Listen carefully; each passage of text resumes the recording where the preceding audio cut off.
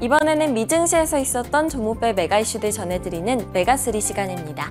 먼저 핀비즈맵 확인해 보겠습니다. 에너지, 헬스케어, 유틸리티 섹터를 제외한 모든 섹터가 하락했습니다. 먼저 기술 섹터 내에선 애플이 5거래일 연속 하락세를 끝내고 드디어 상승 전환에 성공했습니다. 0.53% 상승 마감했고요.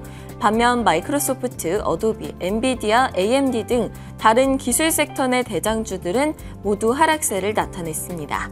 기술 섹터 아래에 있는 금융 섹터를 보시면요. 은행주들이 부진한 흐름을 보였는데 무디스에서 미 은행들에 대한 신용 등급을 대거 강등했다는 소식 때문이었습니다. 오른쪽 상단으로 가보시면 호실적을 발표한 일라이릴리가 15% 가까이 급등하면서 눈에 띄는 모습이었고요. 암젠과 노보노디스크 등도 좋은 흐름을 보였습니다. 배송업체인 UPS의 주가는 매출이 예상치를 밑돌고 연간 전망치를 하향했다는 소식에 0.85% 하락했고요. 비욘드미트는 매출이 30% 이상 줄어들면서 시장 예상치를 밑돌자 14% 하락했습니다. 그럼 오늘의 메가3 확인해 보겠습니다. 오늘은 미국 은행 등급을 대거 강등해서 시장을 뒤흔든 무디스 이야기부터 시작해봐서요.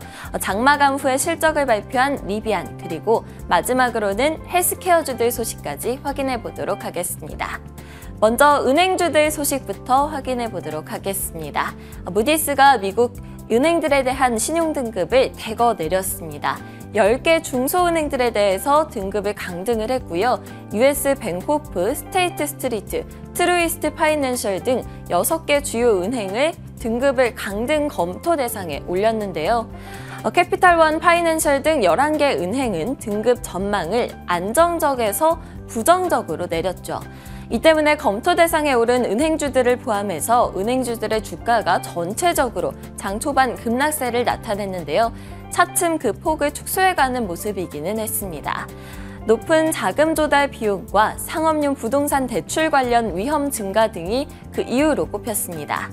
무디스는 이례적인 통화 정책으로 은행의 예금은 고갈이 되고 높은 금리로 고정금리 자산의 가치는 하락하는 등 은행들이 금리와 자산 부채 관리 위험에 직면해 있다고 평가했고요. 또 2분기 실적에 대해서는 내부 자본 창출 능력을 줄이는 수익성 압박이 증가하고 있음이 확인됐다고 말했는데요. 이는 내년 초 약한 침체가 다가오는 가운데 나타나서 자산 질이 지속 불가능한 수준으로 떨어질 위험이 있고 일부 은행들은 특히 상업용 부동산 포트폴리오에 대한 위험도 있다고 지적하기도 했습니다. 다음은 전기차주들 보겠습니다. 루시드는 어제 그리고 리비안이 방금 장마감 후에 실적을 발표했는데요. 리비안부터 확인해 보도록 하겠습니다. 리비안은 호실적을 발표하고도 주가가 시간외에서 하락세를 나타내고 있습니다. 주당 순손실이 예상보다 적게 나왔고 매출은 예상치를 상회했는데요. 연간 생산 전망치는 상향하기도 했습니다. 2분기에 12,600대 이상을 인도했는데 1분기 전체보다 59%나 증가했고요. 작년에 4,400대 정도보다 훨씬 더 높은 수준입니다. 루시드는 예상보다 큰 분기 손실을 기록을 했지만 연간 생산 목표를 유지한다고 밝혔는데요. 2분기 매출이 전년 동기 대비해서 55% 증가했지만 예상치를 하회했고요. 손실은 주당 40센트로 애널리스트 추정치였던 34센트보다도 높았습니다. 하지만 올해 목표치인 10,000대 이상의 전기차 생산은 궤도에 있다면서 연간 생산 목표는 유지했습니다. 때문에 장 초반에는 하락 출발을 했지만 결국 12% 급등 마감을 했습니다. 마지막으로는 헬스케어 섹터 소식인데요. 먼저 일라이릴리부터 보겠습니다. 일라이릴리는 예상치를 훨씬 웃도는 실적을 발표하고 15% 가까이 뛰었습니다. 2분기 매출은 전년 동기 대비해서 28% 급등했고요. 예상치를 크게 뛰어넘었죠. 비만 치료제로도 인기를 끌고 있는 당뇨병 치료제인 마운자로의 매출 호조 때문이라는데요.